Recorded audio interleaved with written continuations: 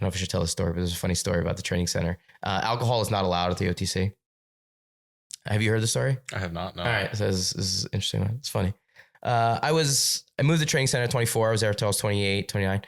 And so I was of age. I was, I think a very responsible young man.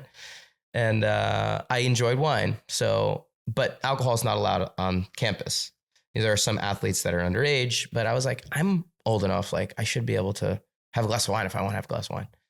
So I put a bar in my room. Me and my roommate, Yuki Tamita, awesome dude, one of the best gymnasts around. Me and him, we had a kick-ass room, but we put a bar in our room. And Thursday practices at the training center for us were light days. So every Wednesday night before our light day, I would have wine Wednesdays, and I would invite all of the of-age athletes from the other sports over to my room, and we do a wine taste.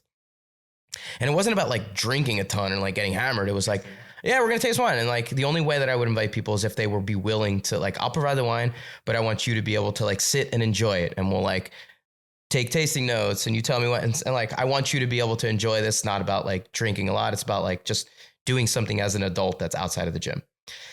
And it was awesome. Like I would have athletes from all different sports over in my room and we would hang out.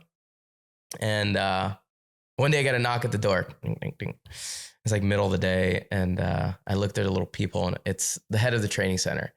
And he's an awesome guy. He has since passed away tragically, but he was one of my favorite people. Mike English. Mike was an Olympian himself in sport shooting. His daughter went on to be an Olympic gold medalist in shooting as well. And their son was on the gymnastics team, the club program at the training center. So we knew Mike very well. And he was a gem of a person, like an absolute phenomenal guy. And I see he's there and I'm like, and he has a plate of cheese. And I'm like, oh shit.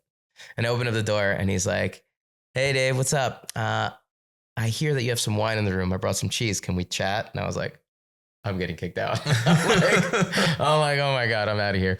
So he came in and he was one of the most understanding and just kind people when it came to responding to the situation, even though he didn't have to be, right? He said, listen, I know you're an adult. I know you're responsible. If anything ever happens here and, somebody drinks too much or something happens, you're out of here. Like you're going to be out of the training center. But I was like, I respect that and I will adhere to what you're saying and I will be responsible in the way that I have been. And he's like, okay, then you can keep having your wine in your bar.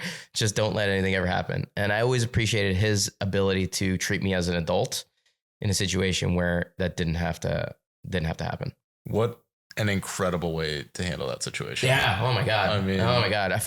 I was like shitting my pants. And then like he came in and like treated me like an adult. I was like, this guy gets it. Like I appreciated that so much. I mean, that's what you want from someone who's overseeing that. Yep. That organization. That's absolutely, that is unreal. Yeah. Great guy. I miss him very much. He's a big part of the Olympic journey for a lot of athletes and especially myself.